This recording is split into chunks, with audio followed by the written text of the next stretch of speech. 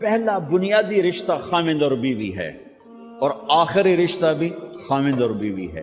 لیکن اس وقت ہمارے معاشرے میں خامند سے زیادہ اس کے ماں باپ حق جتلاتے ہیں، خامند سے زیادہ اس کی بہنیں حق جلاتی ہیں، خامند سے زیادہ اس کے رشتہ دار حق جتلاتے ہیں، اور جھوٹی سچی شکایتیں لگا کر بیوی سے متنفر کرتے ہیں، اور کہیں بیوی کو خامند سے متنفر کرتے ہیں، آپس میں لڑائی لڑا کے پھر خوش ہوتے ہیں. میرے نبی سے پوچھا جائے یا رسول اللہ آپ کو سب سے زیادہ کس سے پیار ہے؟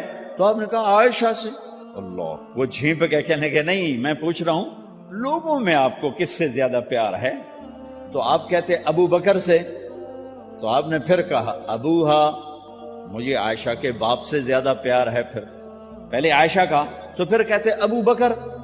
تو آپ نے کہا نہیں، ابوہا، مجھے عائشہ کے باپ سے سب سے زیادہ پیار ہے. یہ آپ کو میسج دیا ہے کہ گھر کی زندگی کیسے ہوتی ہے. کوئی عشق نہیں چڑھا ہوا تھا، میسج ہے نا. ہم عائشہ چھوٹی عمر کی تھیں، ان کو آٹا گوندھ کے دیتے تھے، آٹا گوندھ کے دیتے تھے. پھر جب ان کو آٹا گوندھنا آ گیا پھر چھوڑ دیا. پھر ان کو سامنے بٹھا کر لقمے بنا کے کھلاتے تھے. پھر ہم عائشہ رضی اللہ تعالیٰ عنہ کوئی گوشت کا ٹکڑا، وہاں بڑے بڑے گوشت کے ٹکڑے پکائے جاتے تھے، تو کوئی گوشت کا ٹکڑا اٹھایا اور ایسے 2-4 جگہ سے نوچا اور پھر رکھ دیا، سارا کھایا نہیں جاتا تھا. تو اللہ کے نبی اسی کو اٹھاتے اور حضرت عائشہ کو دکھا کر، جہاں سے حضرت عائشہ نے نوچا ہوتا تھا وہاں سے یوں کاٹ کے دکھاتے تھے. پھر حضرت عائشہ رضی اللہ تعالیٰ نے گلاس اٹھایا پانی پینے کے لیے، جہاں ہونٹ لگائے پہ گلاس رکھ دیا. بڑے بڑے گلاس ہوتے تھے تو حضرت ہمارے نبی اٹھاتے تھے، جہاں عائشہ کے ہونٹ لگے ہوتے تھے وہاں ہونٹ لگا کے پانی پیتے تھے. یہ آپ کو سکھانے کے لیے ہے. اپنے گھر والوں کے ساتھ بیٹھ کے کھانا کھاتے.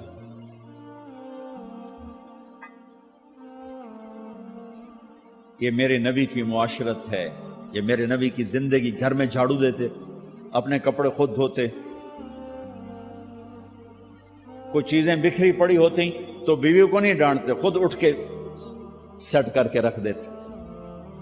گھر والوں کے ساتھ مل کر برتن دھوتے، صفائی کرتے، گھر والوں کے ساتھ مل کر. یہ میرے نبی کی ایک خوبصورت زندگی ہے. بھائیوں بہنوں، ہم بھلا چکے ہیں. بیوی کے لیے خامد کو سب سے بڑا حقدار. بعض لڑکیاں ایسی نادانی کرتی ہیں کہ شادی کے بعد بھی اپنے ماں باپ کی آنکھ کو دیکھ کے چلتی ہیں. شادی کے بعد سب سے بڑا حق خامد کا ہے. شادی کے بعد سب سے بڑا حق خامد کا ہے. ماں باپ پیچھے چلے جاتے ہیں، بہن بھائی پیچھے چلے جاتے ہیں. لیکن یہ نادانیاں بھی دیکھنے کو ملتی ہیں کہ شادی کے بعد بھی ماں باپ اپنی بچی کو اپنے قابو میں رکھنے کی ترتیبیں سوچتے ہیں تو وہ بھی اپنی بچی کا گھر برباد کر دیتے ہیں. میرے نبی سے پوچھا گیا یا رسول اللہ عورت پر سب سے زیادہ کس کا حق ہے؟ تو آپ نے فرمایا اس کے خامد. ایک خاتون ہے، یا رسول اللہ میری شادی ہو رہی ہے تو میرے اوپر میرے خامد کا کیا حق ہے؟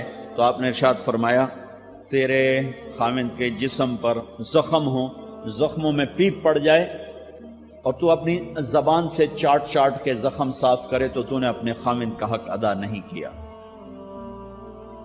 خامد کو سمجھایا کہ سب سے بہترین مسلمان وہ ہے جو بیوی سے اچھا سلوک کرتا ہے، اور میرا سب سے اچھا سلوک ہے اپنی بیویوں کے ساتھ. یعنی قاب قوسین او ادنا آپ کا مقام ہے. اللہ پاک کا دیدار اپنی آنکھوں سے کیا ہوا ہے، اور آپ ہمیں معاشرت سکھا رہے ہیں کہ ایک جہاد کے سفر سے واپس آ رہے ہیں، اما عائشہ ساتھ ہیں، تو آپ نے صحابہ سے کہا بھئی آگے چلے جاؤ. وہ سارے آگے چلے گئے.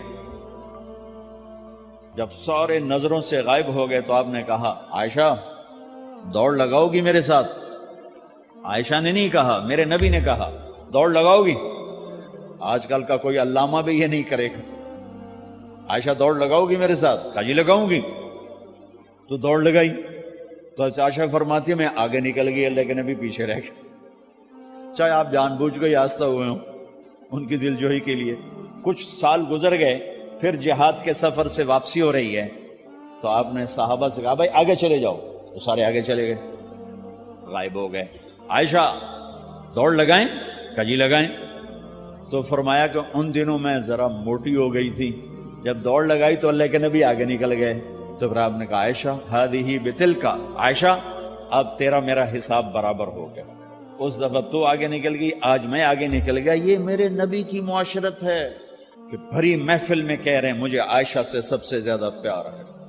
اور عرب میں عیب تھا, جیسے ہمارے ہاں بھی عیب ہے کہ کوئی بھری محفل میں کہ مجھے بیوی سے سب سے زیادہ پیار. کہ تیری ماں کتنے گئی؟ ماں کا اور خانہ ہے, بیوی کا اور خانہ ہے. ماں کی اور جگہ ہے, بیوی کی اور جگہ ہے. تو میں آپ سب سے کہتا ہوں, ماں باپ کی وجہ سے بیویوں پہ زیادتی نہ کرو, بیوی کی وجہ سے ماں باپ پہ زیادتی نہ کرو.